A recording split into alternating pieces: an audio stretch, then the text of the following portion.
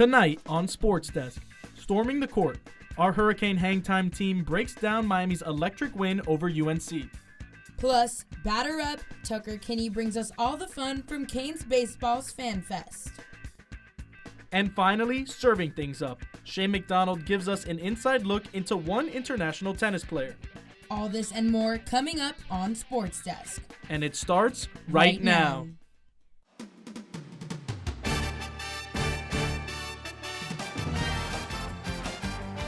I'm Ed Reed, and you're watching SportsDesk. Hi, I'm Nick Davis, and you're watching SportsDesk. Hi, I'm Jim Kelly, former guy. You're watching SportsDesk. I'm Jalen Phillips, and you're watching SportsDesk. I am Michael the Playmaker Urban. You are watching SportsDesk.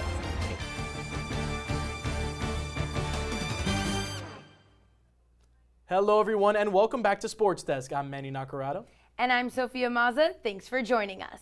Manny, the Hurricanes had a big game this past week. That's right, Sophia. A lot at stake for Miami, and Miami needed a win really, really bad. But number 11th ranked UNC came to town to take on the Hurricanes. Miami in desperate need of a win, while the Tar Heels ride the high off their buzzer-beater win versus Duke. Let's take it to the Watsco Center for a look at those highlights.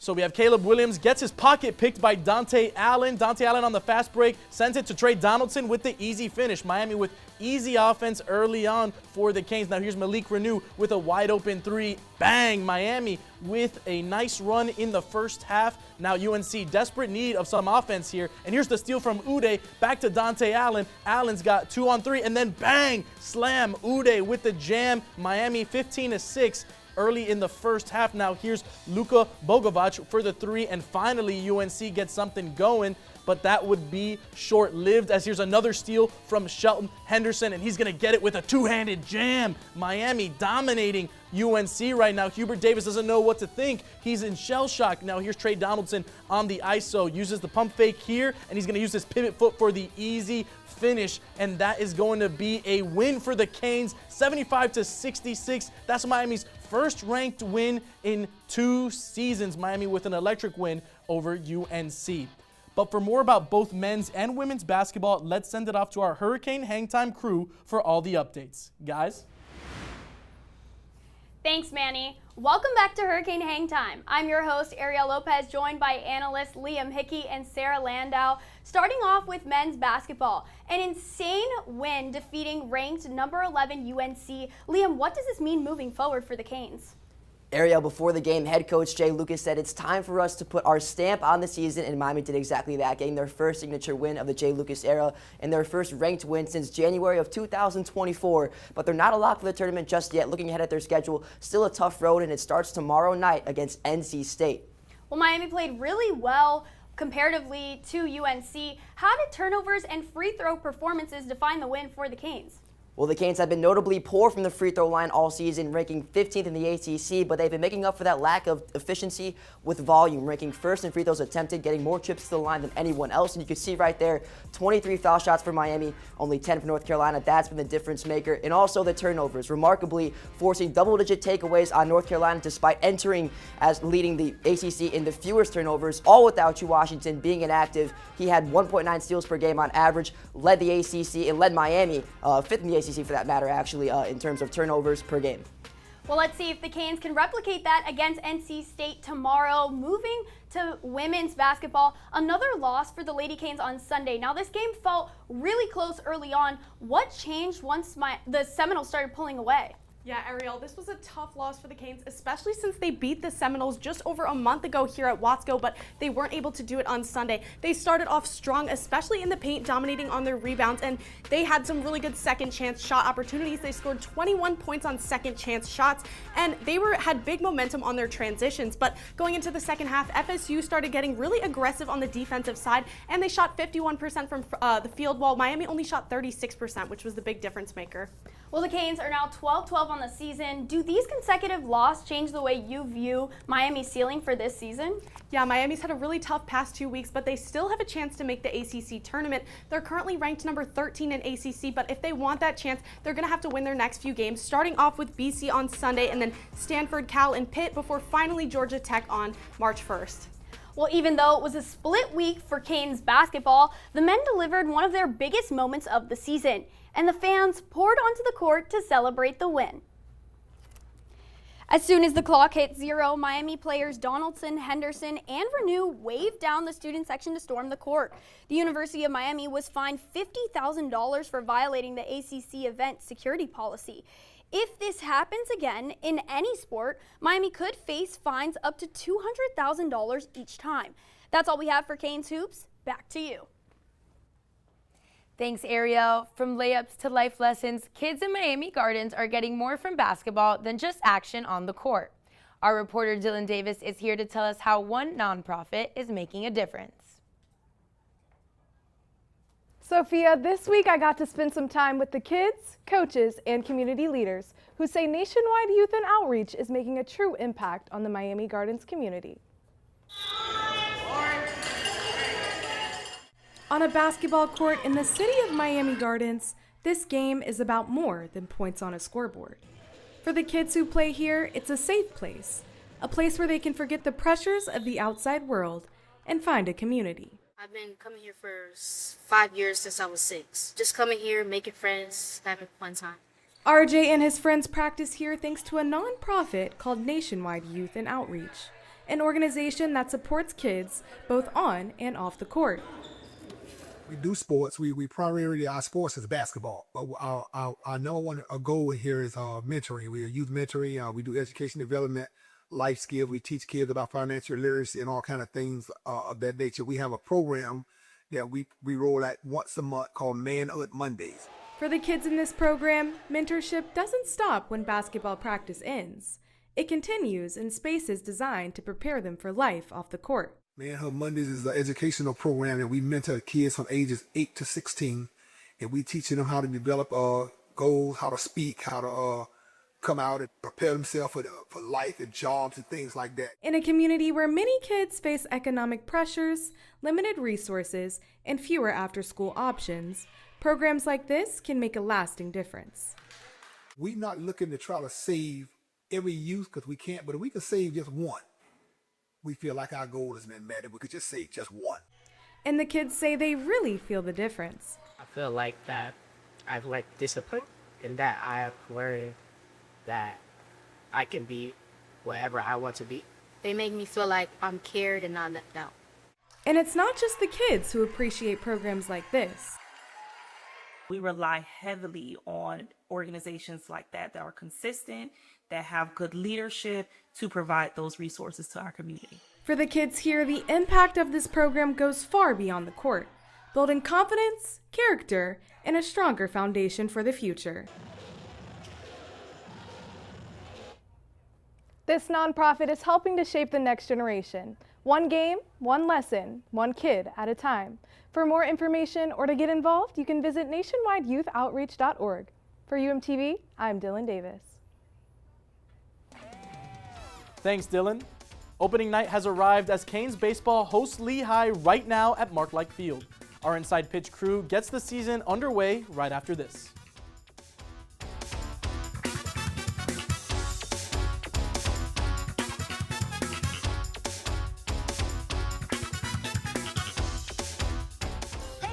You thinking about retirement? Of course I've thought about it, but there's all this stuff in the way. Oh, you're not kidding. The house, the kids are going to college. My new car. Car? You bought a new car? Oh, hey, you should meet my friend Avo. Avo's a retirement coach. He'll help get you started. But what does Avo tell you to do? You don't know? Focus on your future. Your goals can still be met. But how? Target your tomorrow. And use the Avo bet. You sing? Not really. A is for taking action. Start off with a plan. You built these letters? Yep. V is for variety.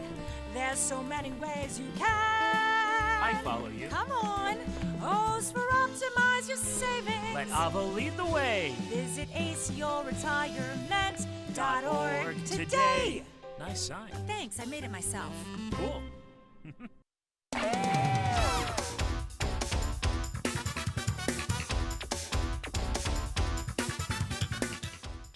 As baseball gets ready to open their season, our Inside Pitch crew recaps the top storylines from Media Day and the path to an opening weekend victory.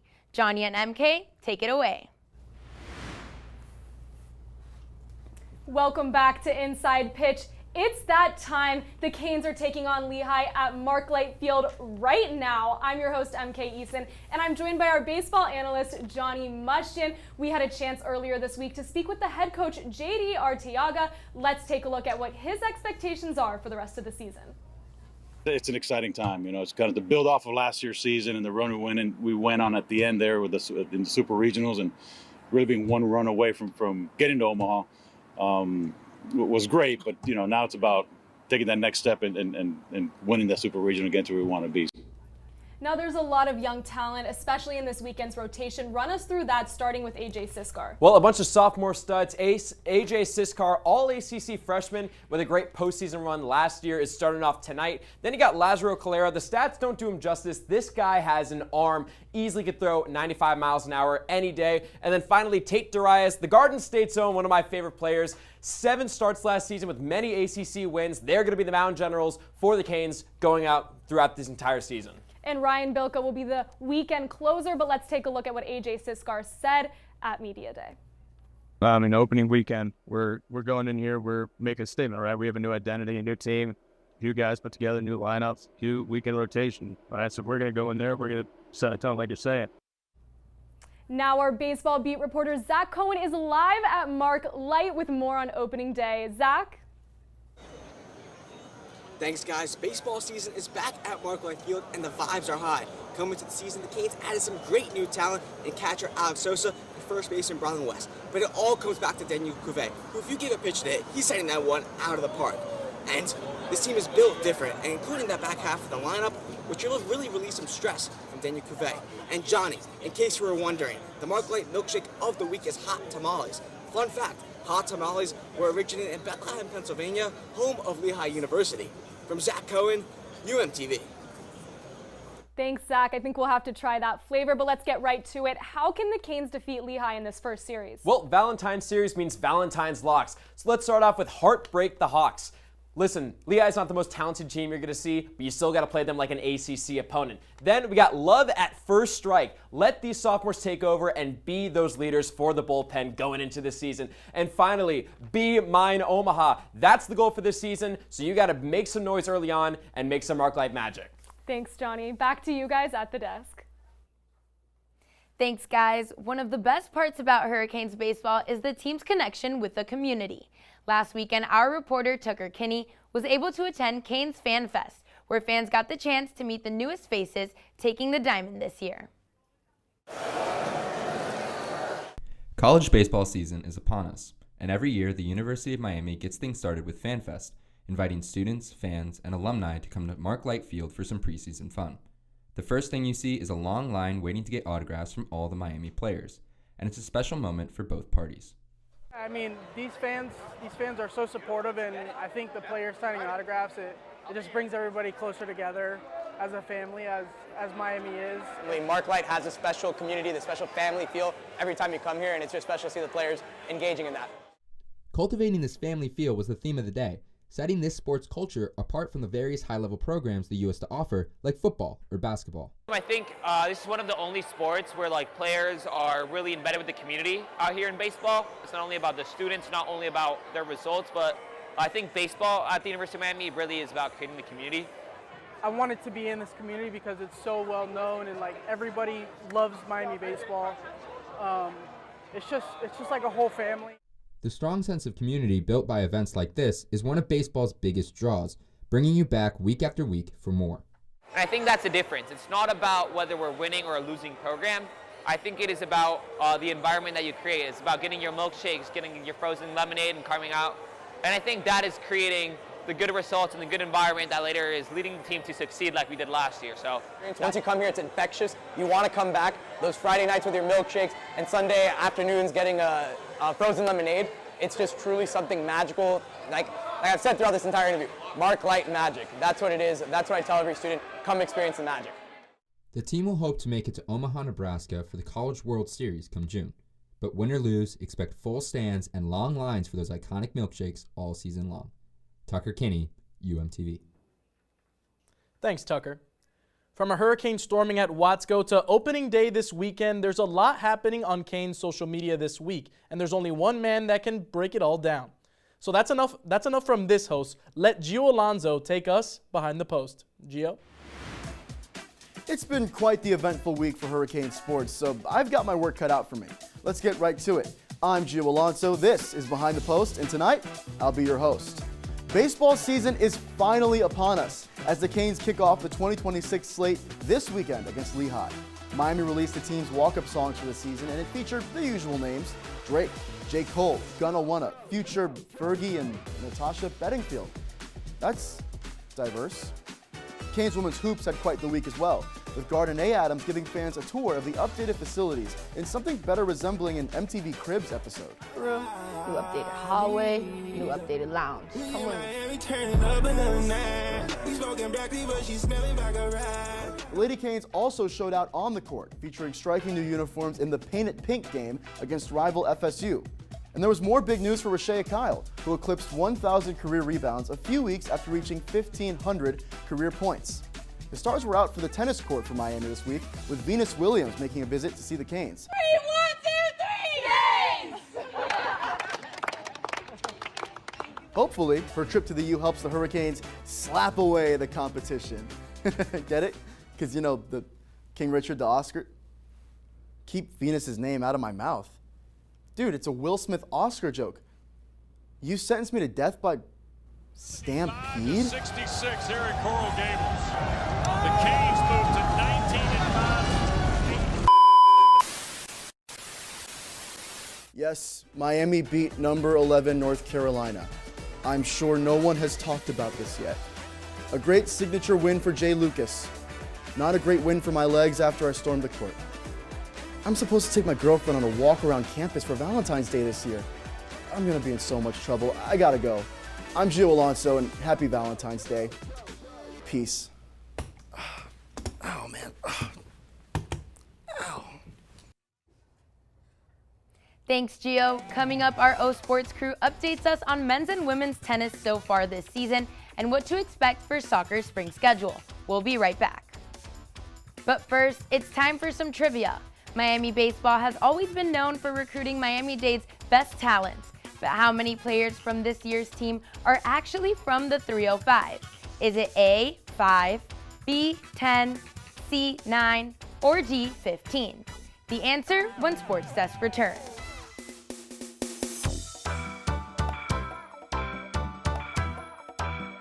For 30 incredible years, and here's to 30 more incredible years at the U in SportsDesk, and I think about SportsDesk, and as simply as I could put it, I would never be where I am today without the School of Communication and those late Friday nights down there in that dungeon. So cheers, and here's to 30 more incredible years at the U.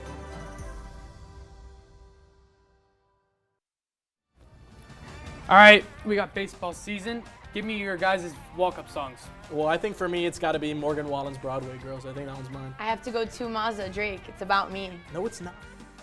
Howdy, my name's Danny New. I was an anchor at SportsDesk about 10 years ago. I'm now at ABC in New York, and I learned so much on SportsDesk. So many lessons I learned.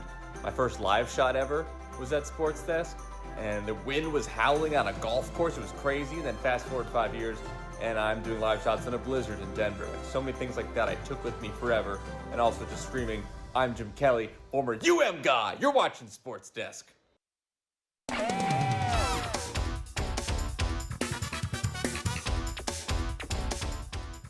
If you answered C, you were correct.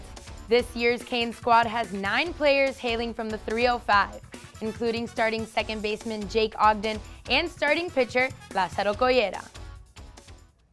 Moving away from home can be difficult, especially when you're making the move across the Atlantic. Shea McDonald sat down with one Belgian Canes tennis player to talk about how his teammates have made the transition a little easier.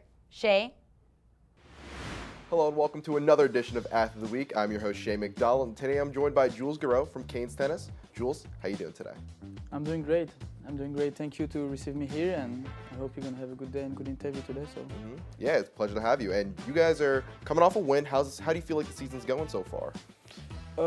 Season is doing pretty decent, honestly. We had played 2 tough matches, 2 top 10 teams, tough loss, but I think we're getting better now. We found our way, our rhythm. I think we're gonna keep focus on how we have to play, and I think we're gonna do a good season. And there's a lot of people from a lot of different countries on the team. Does that really help, kind of growing over here? Yeah, for sure. We had like a really European team. We have like 3 Spanish, 1 French, 1 Slovakian, and 1 Arabic Saudian guy. So it's kind of like the same culture. So that helped me as well to like get in more in the college sport, let's say.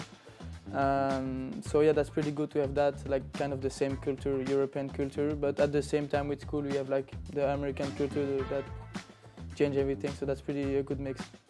And from what I heard, the team is very well connected. What have you guys done to kind of build that bond between each other as a team?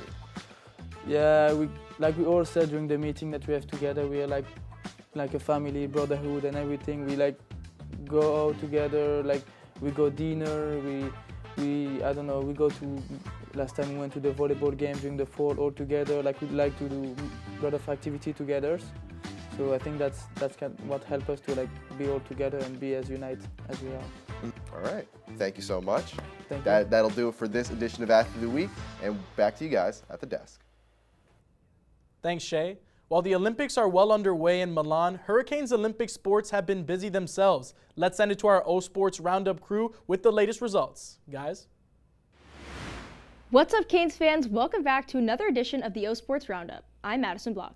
And I'm Melissa Golden. The men's tennis team had a busy week on the courts, taking on 2 in-state opponents. They opened with a tough test on Friday against 9th-ranked UCF. The Canes battled hard, but the Knights pulled away with 3 straight singles wins to take the match. Miami bounced back on Wednesday, though, defeating USF 4-3 to secure their 6th straight home victory of the season. Madison, how are things looking on the women's side? So after a win over FIU last week, the women had a short break from competition this week, but were able to use their time to fine-tune their game. They're back in action this weekend with a pair of home matches, hosting FAU on Saturday and UCF on Sunday. Both matchups could be key as Miami looks to build momentum early in the spring season. Alyssa, what's in store for track this weekend? The track and field team continues their indoor season at the Tiger Paw Invitational in Clemson this weekend. Competition began this morning and is expected to continue through tomorrow afternoon. Several Hurricanes are expected to make noise, including Ace Malone and George Franks in the sprints, and Maddie Shire and Natalie Varela in the distance events. This is also Miami's final meet before the ACC Championships later this month. But now, switching gears to soccer, Madison, what can fans expect from the Canes this spring? It's been more than 3 months since the Canes had their last match, and they're gearing up for their spring games right now. Their spring 2026 schedule was just released this past week, and the Canes will begin their season on February 28th at FGCU, followed by 5 more matches across Florida through mid-April. This spring slate gives the team a chance to shake off the rust and build chemistry ahead of the fall season. That'll do it for this edition of the O Sports Roundup. Back to the desk. Thanks, guys. The 2026 Winter Olympics are in full swing, and the action on the ice is heating up after the women's curling preliminaries. Our reporter Jaden Cohey is in Milan with more on women's curling. Jaden? I'm here in Cortina d'Ampezzo, Italy for the 2026 Winter Olympics, where luckily the thrilling matches are making up for how freezing cold it is. Today I had a chance to experience a preliminary round of women's curling, which you've probably seen online but maybe don't know too much about. Curling actually came out of 16th century Scotland and has made its mark as one of the fastest growing winter sports, particularly in Canada and even making its way to the Midwest of the USA. Today I had a chance to learn what curling is all about. I like to think like chess with finesse is kind of the term I go for. I think people underestimate the strategy that goes into this. You know, they might be looking at one shot, but they're looking 3 shots ahead. The prelims feature thrilling matchups such as Sweden against our homeland of the United States, where Sweden was able to come out on top 9-4 in a nail-biting matchup. From the Winter Olympics, Jaden Cohey, UMTV. Still ahead on Sports Desk, one Miami graduate tells us how he took advantage of the release of EA's college football video game. All this and more after the break.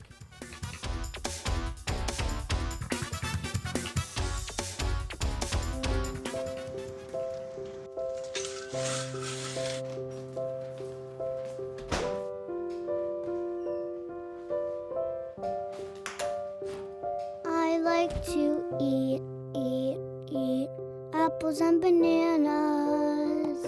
I want to eat apples and bananas. I need to eat apples and bananas. Why can't I eat apples and bananas?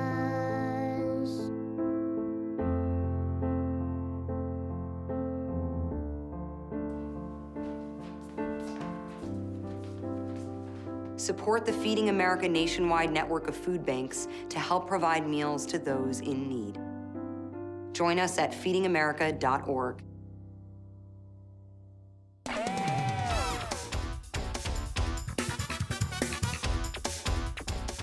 For many students at the University of Miami, video games are a way to relax and play with your friends. But for one Miami student, he turned a hobby into his career.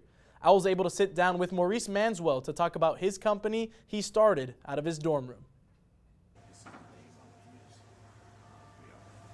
For many fans, they support their team with a jersey, but one University of Miami graduate created a new way to rep your team with your console. Started around May 2024, so I was getting out of school junior year, and the EA college football game was announced as coming back. So we're about 2 months away from launch, and I'm seeing a bunch of grown men taking off of work, buying consoles. It's a big deal. That's when inspiration struck and Varsity Grips were born, a rubber cover for your Xbox or PlayStation controller and console. And then I just reached out to some schools and see if they'd be interested, because I knew we'd have to officially work with them. So same day I reached out, Alabama responded. They're like, we love it.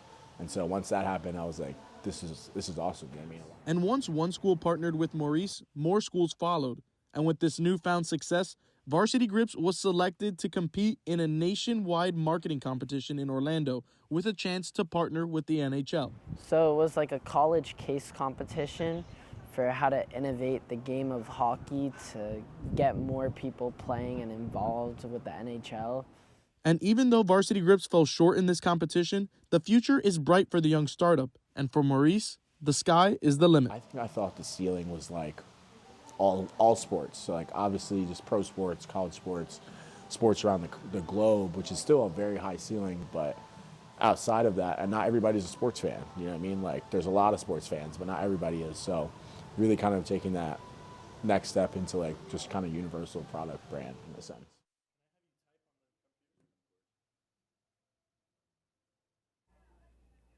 For Maurice, he believes his company isn't just a way to show love for your team. He hopes to make Varsity Grips a way for gamers to express themselves on their consoles and make Varsity Grips a global brand. NHL players have returned to Olympic ice for the first time since 2014, with each NHL team being represented. Colorado Avalanche forward Brock Nelson got off to a flying start for Team USA. We take you to Milan for this week's Play of the Day. Team USA faced off against Latvia on Thursday, and it was Brock Nelson who stole the spotlight. His first goal came in the second period as New Jersey Devils star Jack Hughes set him up in front of the net, where Nelson danced around Merzlikins to break the tie. He struck again with less than a minute left in the same period, this time a one-timer from a slick pass showing no hesitation. Nelson's 2 goals helped secure a dominant 5-1 victory for Team USA. Everybody loves a good comeback story, especially in pro sports. And last night, we got to see one in Oklahoma City. Nikola Topic made his NBA debut Thursday night for the Oklahoma City Thunder and scored his first points after undergoing treatment for testicular cancer. Nikola missed his rookie season with a knee injury and later was diagnosed with cancer during preseason. After a long treatment process, Nikola got back into shape and entered into Thursday's game against the Bucks. Topic finished the game with 7 points and 7 assists. And wow, what an amazing story out of the NBA, Sophia. It's always great to hear heartwarming stories from professional sports and athletes. Absolutely. Well, that's all for today's show. Thank you for joining us. Catch us here next week, same time, same place. Have a great night, everyone. And happy Valentine's Day.